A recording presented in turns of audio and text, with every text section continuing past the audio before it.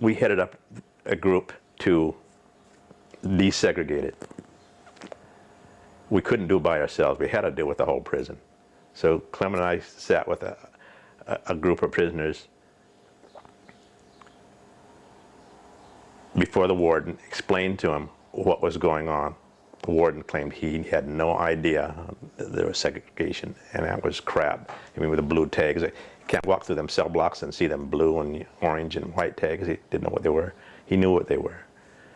And we told him that prisoners, black prisoners, had little chance of going out the minimum security building or going out on furloughs or anything else. And from then, no, it wasn't from then, we said that we're going to join with other prisoners, and they were talking about shutting down that prison if we didn't, get what we wanted.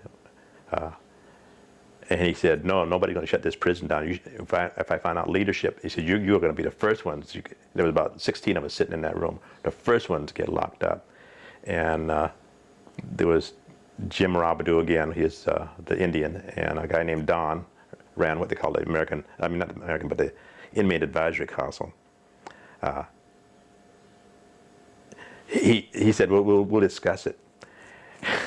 And what the discussion resulted in was one of the longest lockdowns that prison ever had. And we communicated with each other through, in a sense, the straw bosses, myself and other guys wandering around to the various cell blocks, keeping them updated on what was going on. People in Olympia heard about it, what was going on. And what had been going on, how we really got the communication, we just started an underground newspaper. The same guys who were out on that yard, people didn't know who they were. Probably to this day they don't know.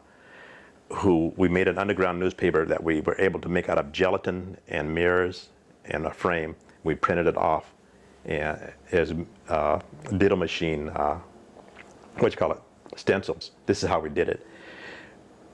When they came to look for it, we'd flush it down the toilet. They couldn't find out how we were doing this, but we had this communication going through all the cell blocks. We did about 20% printing, but it was distributed to everybody, including the staff. We didn't give it to the staff, but they got hold of their copies. In fact, we learned they even fought over the copies. This is the staff, sergeants and lieutenants, pulling rank on each other to get this little newspaper we're putting out.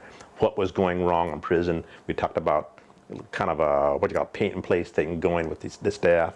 Some staff quit. They read their articles and they just got up and left. How the warden had taken drums that were, a drum set, for instance, was donated to the prisoners, given to his daughters, and given the old drum set to us. That was in the papers. That got rectified. How they were, there's a lot of scandalous stuff.